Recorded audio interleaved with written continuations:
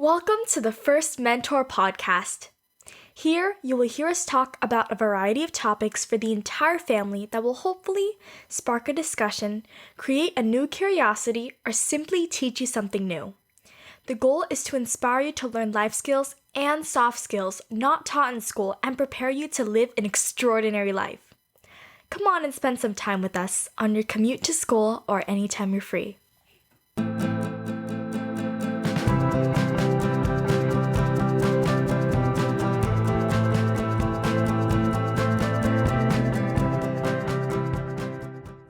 Welcome to the First Mentor podcast. This is your host and mentor, Vanessa Yang, and you're listening to episode 18, where we speak with Leena Mathew about volunteering and community service. While Leena's professional background is a CPA and MBA with over 30 years of industry experience in accounting, finance, and managing people, she truly lights up when she talks about her involvement with nonprofit organizations. Leena has been serving in various leadership positions on the board of directors of the Boys and Girls Clubs, one of the largest youth organizations in the world, for over 15 years. She's also actively involved in leadership roles with the Angel City Chorale, which has a mission of building community through an investment in the arts and choral music. Now, you might have seen them reach the semifinals on America's Got Talent in season 13, if that name sounds familiar to you. Anyways, please make sure to subscribe or add us to your favorite list so that you don't miss out on our other inspiring episodes. And without further ado, here's our discussion with Leena Mathew. Thanks for listening, everybody. And I would like to welcome my dear friend, Leena Mathew, to the First Mentor podcast. How are you doing, Leena? I'm wonderful, Vanessa. Thank you so much for inviting me onto your podcast. What a wonderful idea. Thank you so much for coming on and chatting with me today. And I know I already shared a bit with our listeners about your professional background. So I wanted to see if there's something you want to add about your personal introduction. Sure. Okay, well, I was born in India, in the southern tip of India, which is quite different from the rest of India. Mm-hmm. And then when I was a few months old, my family had immigrated to Canada. So I was raised in Canada. And then in 1999, I had moved to Los Angeles for a career opportunity and decided I loved it here. I mean, what's not to love? It's beautiful here. And then so I decided to just place some roots. But my worldwide family lives both in India, in Canada, and around the world. That's amazing. I know I've known you for so many years. We work together, and I've learned to admire you, especially for one thing, which is really your passion and your dedication to volunteering and community service, right? And one thing I wanted to encourage the youth is really getting involved more into a community and giving back. Can you tell us a little bit more? Where did that come from? Is this something your parents instilled in you, or did you just one day discover you really enjoy helping people? Tell us a bit about that journey. Wow, what a great question. Well, I really believe that for most people, their values first stem from the home place. So my parents, when I was a child, introduced me to our faith, and I'm a Christian. So they introduced me to the Christian faith. Mm-hmm. And I actually saw that they practiced it in their words and in their actions and how they treated people. And so through that, I grew to really respect the way they behaved. Mm-hmm. And as a child, I started to learn more and more about my faith. In fact, as I started growing up and into my young adult years, I spent about 17 years teaching Sunday school. Wow. Which is it's a wonderful, wonderful experience. All of those kids are now all over the world. Wow, that's amazing. It's incredible, right? So all these relationships we've maintained.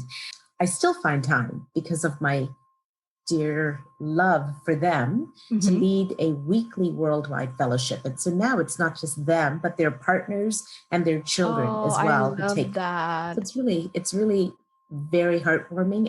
I want you to know though, that as you grow, you meet people from all different circles. Yes. And so I have a wonderful wide circle of friends who practice all different faiths. And I love them dearly. And so because of their differences in faith, I decided to actually study world religion for a period of time.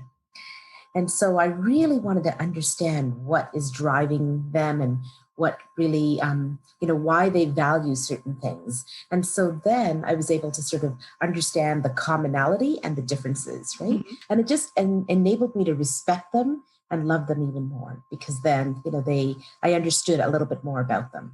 And I Mhm. try, most of all, to just remember some of the core principles, like forgiving people and being compassionate for people and seeing the need in others. Not at all am I saying that I'm perfect. I'm far, far from that. But I try to learn. I try to improve. Some of the kids, which are now adults, they've grown with you over the years because you said That's right. earlier their partners and their families are joining too.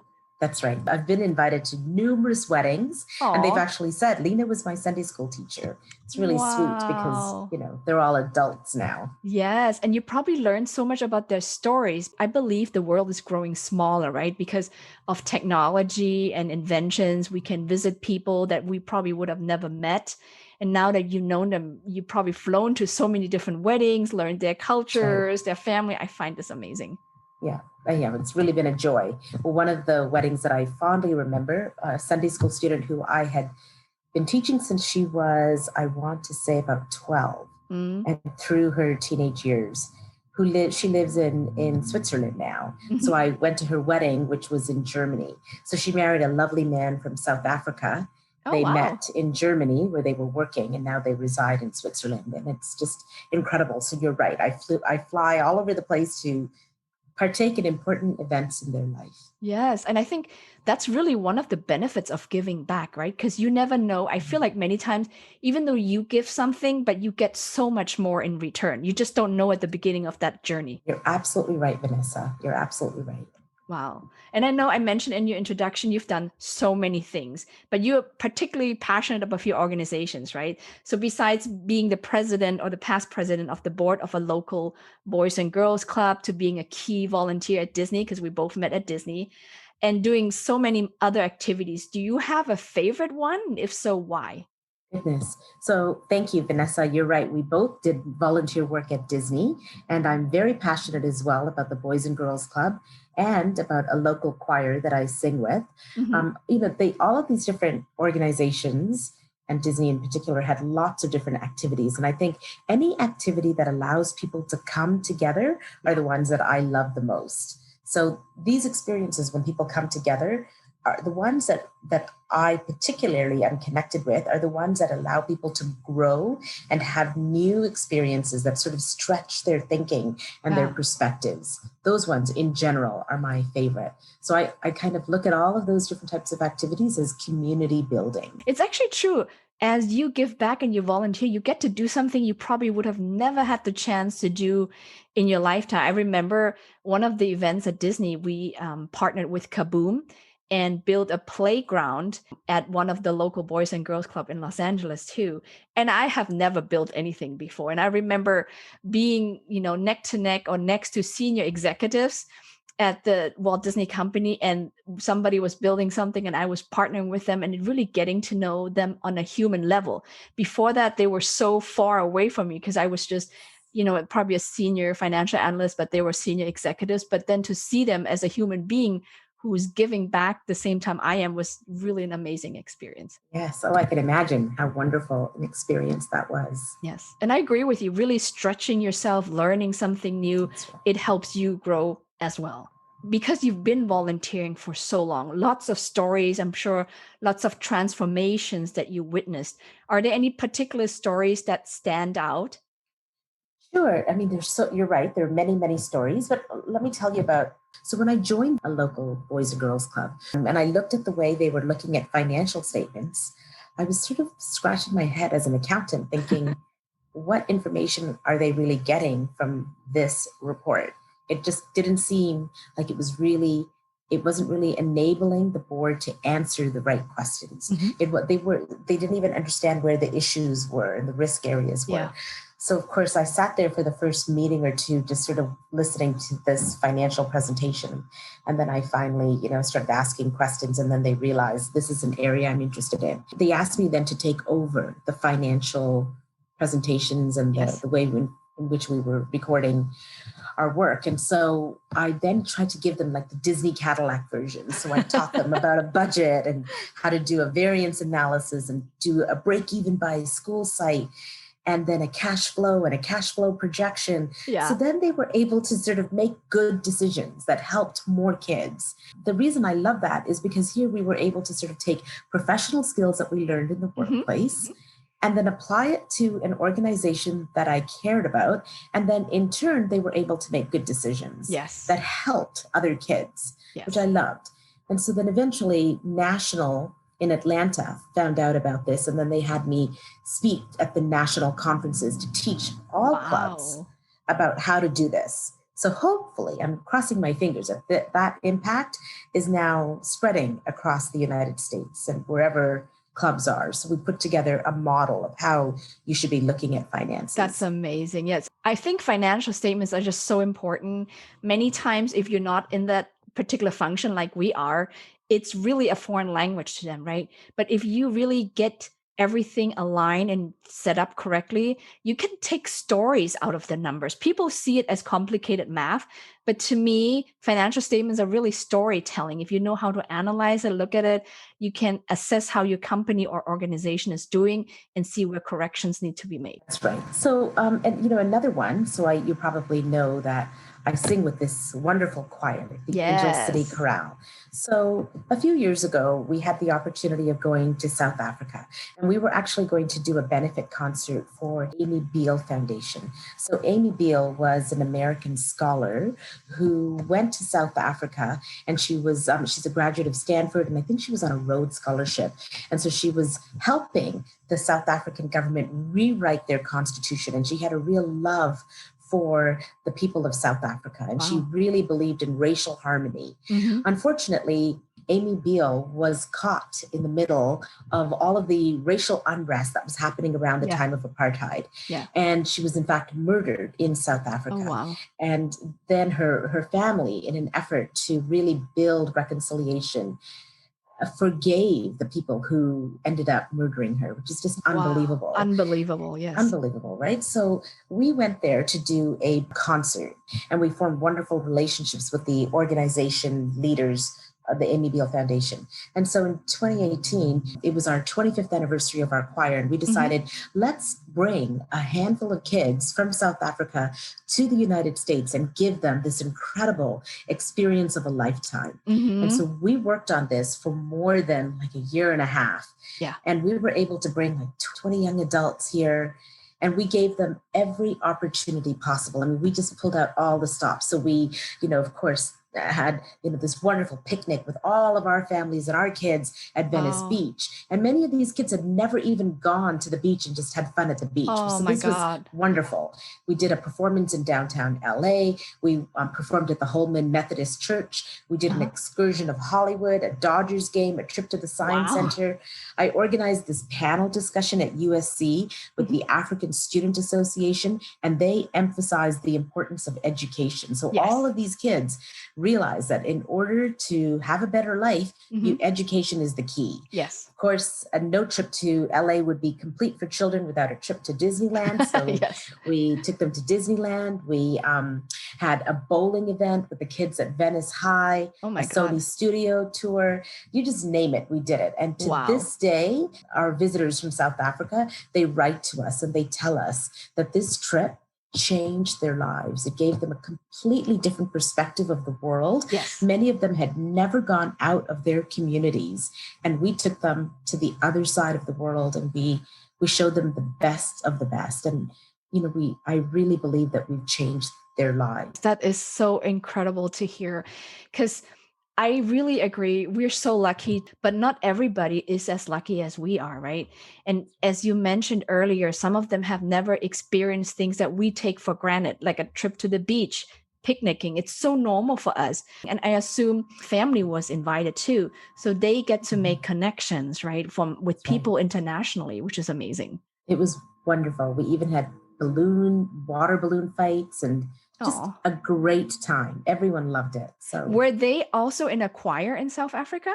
Yes. So they are in this incredible choir. And so they performed at our concert, which was completely sold out.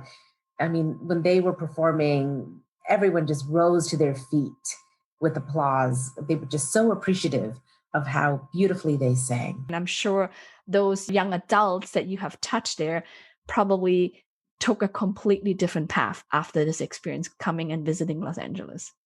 So when they write to us, the one question I always ask them is, how's school? Yes. I want to make sure that they are focused, that they are in school, getting through college, and thinking about their future careers. Mm-hmm. So I really believe that's the key, right? Education. Yes, education is important. And that's actually one thing we should teach our children and teens here. I hear complaints about, I don't like school, I don't want to go, but they need to learn that don't take school for granted. Many kids all over the world don't get to go to school.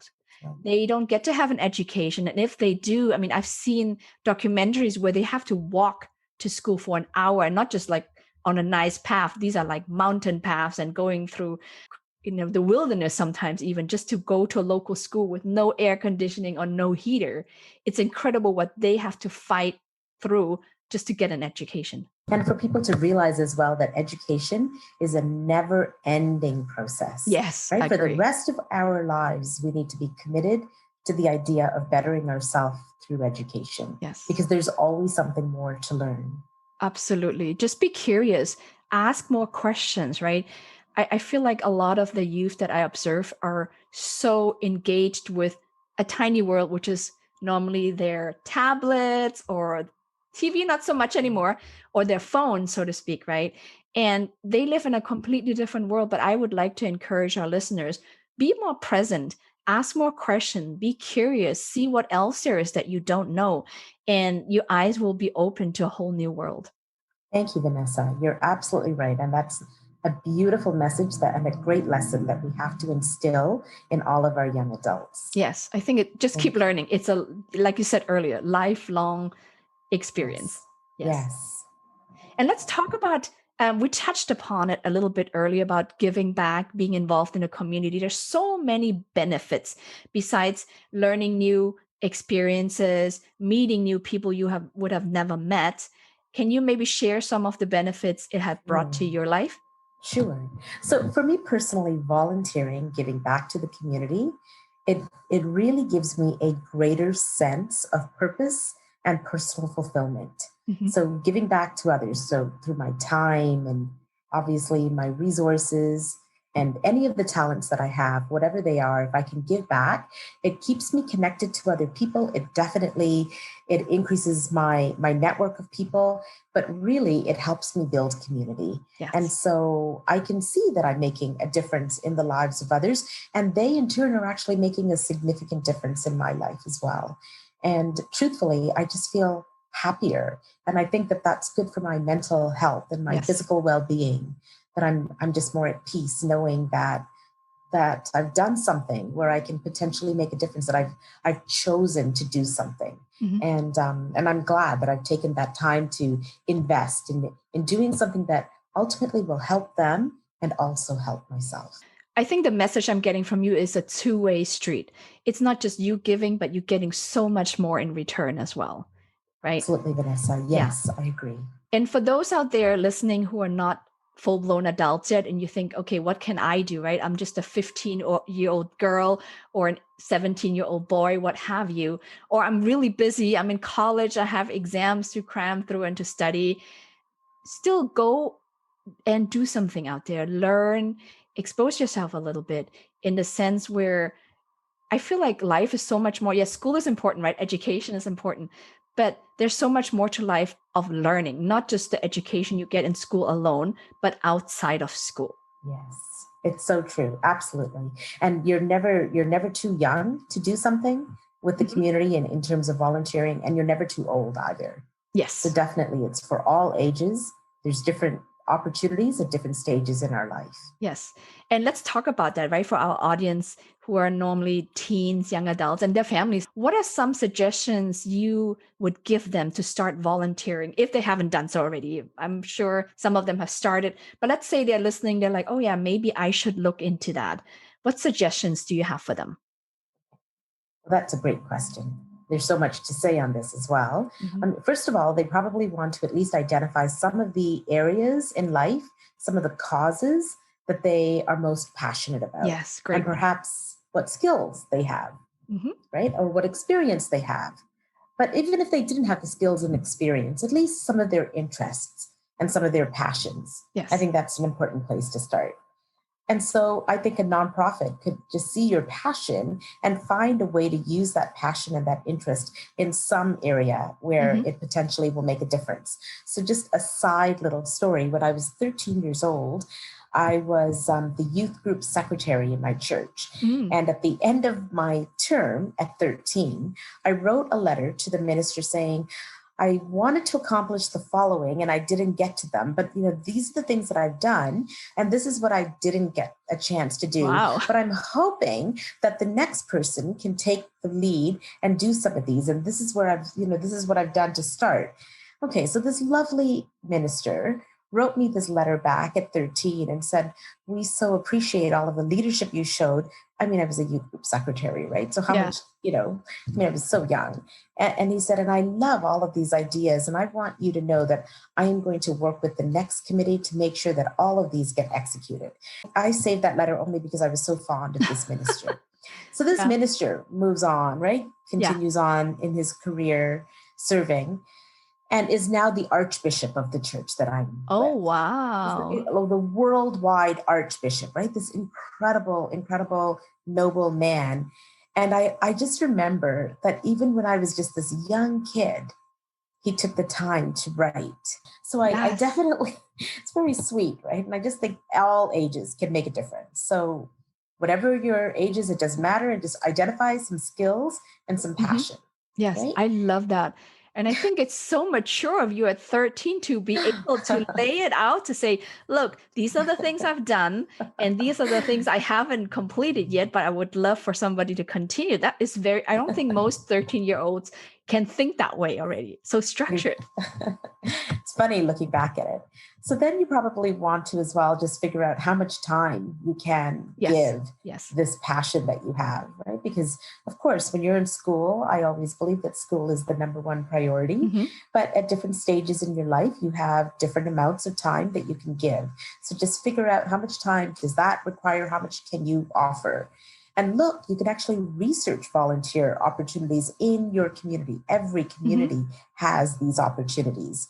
You can actually go and speak with some of the people who work there, like the executive director, some of the board members. They are there hoping that people will come and volunteer with them. That's the one thing that every nonprofit organization needs is volunteers. Yes. So they are longing to talk to you and just to tell you about their mission and their vision and an area that you can help in. And so you can actually get your hands dirty and working with some of these organizations. So let's say that you've now joined an organization and you're actually working in some capacity. I think it's also important that after you are working with them, you follow up. You get whatever training is necessary to be effective. But after a while, you just need to find out for yourself, do you believe that you're making a difference? Ask them and ask yourself if you like the experience. Yes, that's great. Right? That's really important as well, because if this is not the experience you like, there is a world full of opportunities for you. Yes. People just want others with a willing heart. So if this isn't the right opportunity, don't worry. There's a ton of other things you can do. Yes. Keep trying, right? Trying different things. Trying. Yeah. And life is what you make of it, right? So the more of your heart you give to anything, whether it's work, your nonprofits, your relationships, the more of your heart you give, the more you're going to get back. Oh, I love that, Leena. I love that. That is so true. Cannot agree more with you.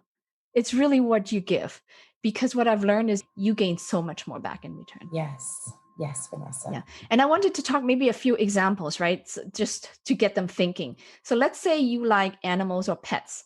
There are local animal shelters where you can just walk the dogs, because as they take on dogs or other pets, they probably don't have time to walk with them or spend time with them, right? So they probably would welcome you to spend some time with the pets there.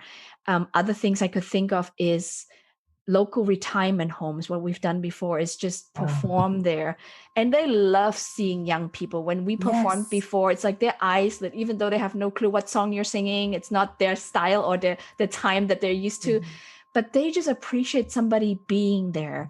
And it's like something different in their lives, right? It's not the same day to day, but oh my God, look at all these young people. They're performing, whether it's playing a musical instrument or singing certain songs. They just enjoy the time.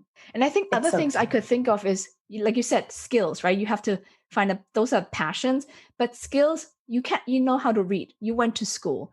So maybe going to younger schools in neighborhoods that are not as privileged and spend some time reading to children, or even in, I don't know, hospitals, like children hospitals allow strangers to come in and read. But like Leena mentioned earlier, reach out and talk to somebody there. I'm sure they have certain opportunities already established and just wait for you to come and engage.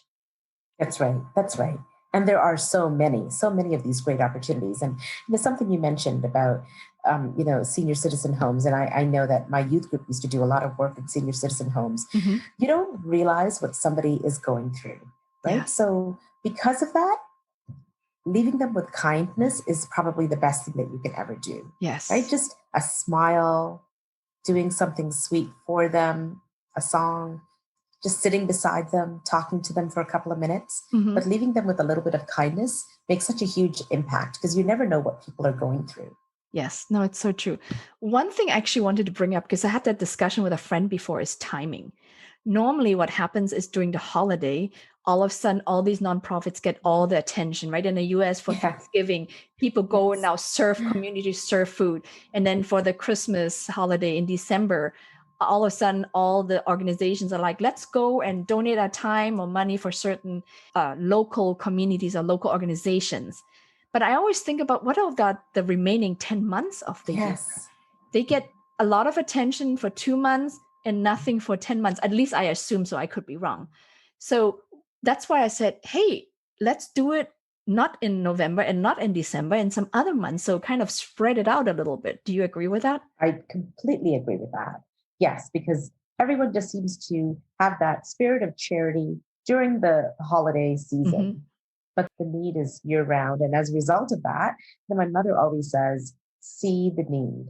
We're only on earth for this short period of time. Yes. And I want to do whatever I can to make a difference while I'm here. Oh, love it, love it. The other thing I wanted to talk about is money. I know as a teenager, you think you might not have as much money to donate, but there's little things we could do.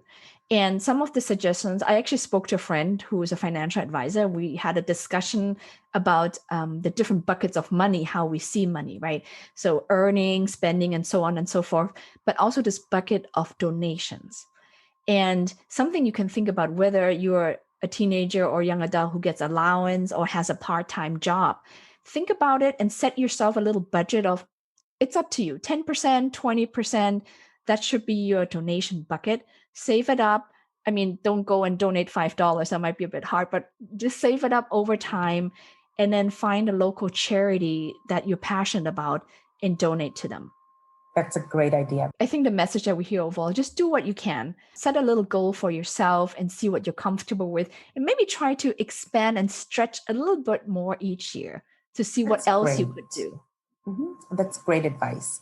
Yeah, absolutely. One of my best friends always said she would rather give her service rather than her money. Sometimes, using our resources is the most efficient way, because there are certain causes that we are aware of that we may not have the skill set to make a direct impact in. Yes. In those causes especially, I think it's important to be able to then give of your money, which is why, especially if you're young, learning how to be responsible with your money to be able to do those things as well. Yes. Yes. Okay. So very true. Just, I think learning to be responsible overall is a great goal to have. Yes. And then I wanted to go back into a little bit of research on how to start. Are there any particular websites that you use? Yeah. So I want to specifically talk about one that I think will be of great interest to many people. Okay. And that is called the Board Match. Now, this is an organization really for looking for board members. So think of it like a massive career fair where nonprofits from across the city come together, Oh, and they have each of them have their own booth, and they've got a whole bunch of people who are in their nonprofit, and you are an individual who's looking for an opportunity to volunteer and get involved, either at the board level or as a volunteer. okay. So this organization, the fairs that I attended when I was representing my choir, they were held at the Google campus in Santa Monica. It's a Oh massive my God. campus, I've right? heard about that campus. Beautiful. Great. I haven't been there. Yeah, beautiful campus. And there were like hundreds of nonprofits represented. So this organization basically enables individuals to just go out there and, just like a huge market, Oh, meet all of these different nonprofits. And in one day, it's usually a couple of hours, they just make their rounds, and those organizations leave them with all of this literature about what their mission is and their vision. And they meet a whole bunch of people, and they determine if they like the organization and if they click. Right. And then they go back, and then they can actually start forming relationships. So this organization is across the United States. great. The one that I attended was here, but locally. However, they offer services in all industries, right? Government, financial services, legal, healthcare, real estate, marketing, public relations, etc., choirs, animal shelters, you just name it. And since 2005, this organization has introduced more than 16,000 people to over 1,500 nonprofits. That's amazing. I actually haven't heard about this before, so I'm glad I asked you. Yeah. So you got to get on their website, register, find out when the next event is, and just for the fun of it, go and just explore. You'll be meeting all these people as well. It's just amazing. I think that sounds amazing. After COVID's over and when we can do the in-person thing again, right? I would love to go. What's their website again, Leena? So it is theboardmatch.net. Perfect. Thank you. Because I think that's really important, right? Just to know where do I start? I mean, you can also check with your school that you're going to. I know some of the schools actually have service clubs. Just start there too, or ask your parents. Maybe the company they're working for has something like Disney, right? Volunteers. Yes. And so maybe this is something you could do as a family. I think it's great bonding time too. You learn together. And the other thing is, if you're involved with Boy Scout or Girl Scout, they do tons of volunteering opportunities as well.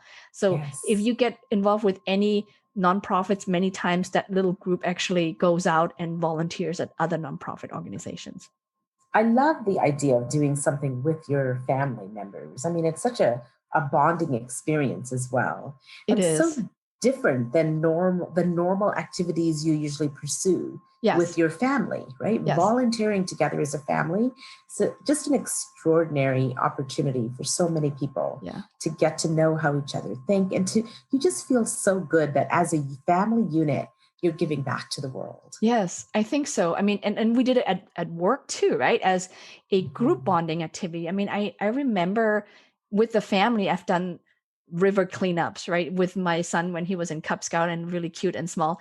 We went to the LA River and cleaned up trash. And in the beginning, he was like, I don't like cleaning up trash because I know he didn't clean it at home. So why would he clean it somewhere else? Right. But something that was really interesting is the things we found in the LA River. Wow. Like there was a shopping cart, there was a washer or a dryer, I forgot, but a big appliance in the middle of the river. And we found unique things. And then all the little boys were like, look what I found. So it was like a little treasure hunt after a while, competing with each other. How beautiful. How amazing. Right, just to turn it around and make it a little bit fun. Right. And then we as parents too, to learn, we're like, well, we're in there with you. We don't just tell you to do it. We do it with you. Mm-hmm. And you discover your parents, their passion, their heart, a different part of their personalities that kids don't always get a chance to see. That's so true. That's so true. It's really lovely. And then other things we've done, which is very simple. There's so many organizations that do walks, right? It's a 5K, like a half marathon. I haven't done it before. I know you've done one. So that's amazing. I think the biggest I've done is a 5K. And I've done them with the family, and it was a great way to exercise, right? So you get the benefit of exercising, raising some money, and meeting new people, because you walk along other families and you get to talk to them again, build some new networking, new relationships. Yeah. And these are all experiences that stretch us, right? It's Yes. something different. Yes, absolutely. So, And those were experiences I wouldn't have had, like we mentioned in the very beginning of our yes. conversation, right? Yeah. And Yeah. it really teaches you something, as I said before, about your parents. Because I digress, but I remember it was a cold winter and my father was picking me up. It was downtown Toronto. Mhm. And I was walking to the car and I had 2 hot cocos from Starbucks. And on the way, this homeless man, it was cold, right? It's wintertime in Yeah. Toronto. He said, that looks really good. What is it? And I said, oh, it's hot chocolate. And he said, can I have one? I mean, I had 2 in my hand. And I Yeah. said, oh, but I've drank out of one and the other is from my father. And he said, that's okay. Happy holidays. So I got into my father's car and I told him what I had just done. And he said, are you crazy? Like, what is wrong with you? What have I taught you? All the different things we've done together. Let's find that man. It's my poor sweet dad drove around the block like twice until we found this man to give him this hot chocolate too. And I just thought, just really, my father is very consistent all the time. And I think that I should have known better, right? As soon as the gentleman asked me for a drink in the cold. But I'm glad that my dad was able to set me straight. And so family activities where you do things where you're giving back and volunteering. Yeah. Love it. Love it, Vanessa. I can tell you've got this from your parents. The way you speak about both your father and your mother just now, I'm like, Leena got this wonderful heart of yours from your parents. Sweet. They're lovely. I'm grateful. They did a very good job raising you up. I've always been curious. I know we've been all so busy, but I wanted to ask you, when I found out that your group auditioned for America's Got Talent. Yes. Oh my God, I was over the moon. I told my kids, Auntie Leena is going to be on TV. And we watched America's Got Talent as a family together. So the whole time we're like, oh my God, there's so many of them. Where is she? So by the time we found you, we're like, there she is. And then we just looked for you. And it was such an amazing journey to watch everybody. And I would love to hear more about your experience. Sure. Yeah. So it definitely was a lot of fun. So NBC Universal found the choir that I sing with, the Angel City Chorale, on YouTube. And there's a number of different songs that we've sung that are all over YouTube. And so they just really liked our choir and they asked us to compete on America's Got Talent. In fact, the producers liked us so much that they said, you don't even have to audition. We're going to get you right into the competition. So we actually thought, really, we've never seen a choir on the show. Most of us, we're not all avid TV watchers. So some of us didn't even see the show before.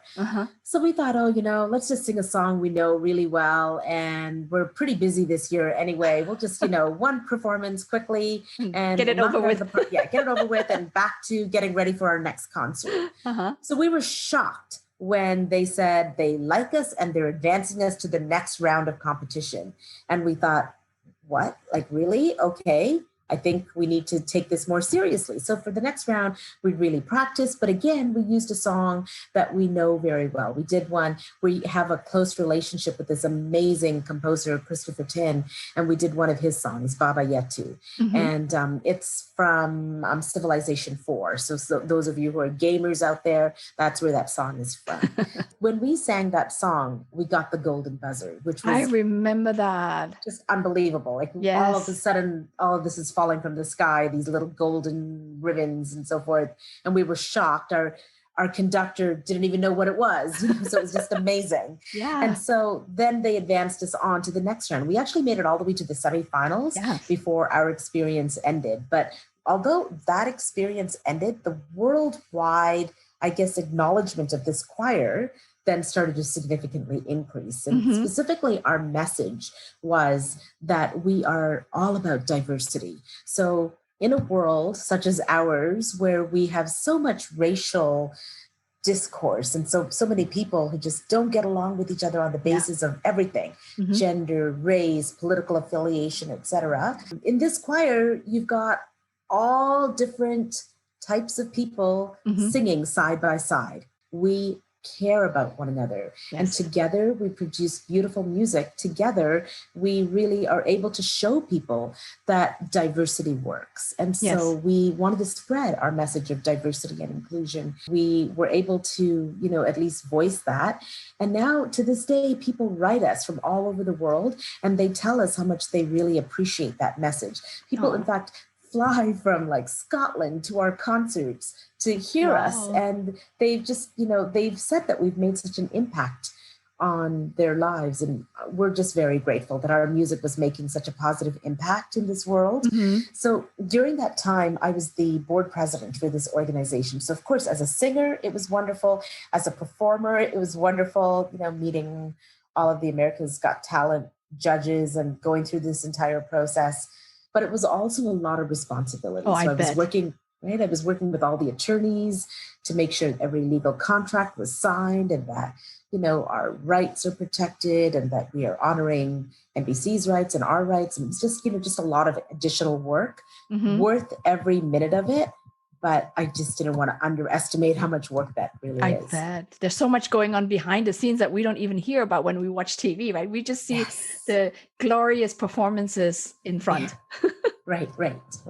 Wow, what an impact that must have made, because I think it really exponentially helped bring, awareness, right, about the organization. And I remember years ago, you actually invited me to one of the concert and it was so beautiful. It was very relaxing, but I felt the togetherness. I think you can tell from the way all of you perform and sing together that you like each other.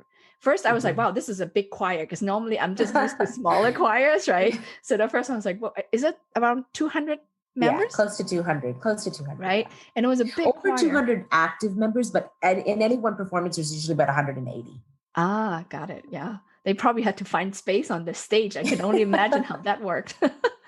But I find this so amazing. And like you said, there's so much more than just singing involved, right? Besides being a performer, you also help behind the scenes. And then on top of it, you helped with organizing events like inviting the youth over from South Africa. And I'm sure you've done many other similar activities like that, right? So it's just so much. I can tell you enjoy it, first of all, but so much fun. Right? When we were on America's Got Talent, that was when we also started using choreographers. So dance choreography while we were singing. Yeah. So Universal is one who asked us to do that, but then we started hiring our own to teach us all these moves. So it is really a challenge, right? You can imagine our eldest member is 88. Our youngest is, I think, 18. And so you've got this huge range of ages and abilities. Yeah. And you're working with the dance choreographer, right? And while singing, right? Singing and syncing your moves. So it's really extraordinary. Yes. Most of you on a professional level, you're not singers. You have real jobs. Right. I'm an accountant who likes to sing. Yes. I've heard you sing at karaoke before too. That was fun. Those were great. I remember you singing too. Yeah. 99 Red Balloons. You remember that, huh? Beautiful. Yeah. In German. That's so hard to find actually at karaoke places. So, but that's the one song that everybody knows, and that I learned when I was a young kid myself. So anyways, and I feel like you just shared so much, and I really, really appreciate it. And I'm sure the audience appreciates too, and probably need to listen to this podcast all over several times just to write down notes of everything you shared with us today. So thank you so much, Leena. Thank you very much for having me, and thank you for what you're doing as well. That's great. Yes, I love it. I'm so glad we're able to have this conversation. Thank you, Vanessa. Hope you enjoyed this interview with Leena Mathew. Didn't you feel her passion about giving back to the community? And I want to challenge you and your family to research and discuss how you plan to get involved with your own community and give back to those in need. You will see, out of this experience, you will gain so much more for yourself.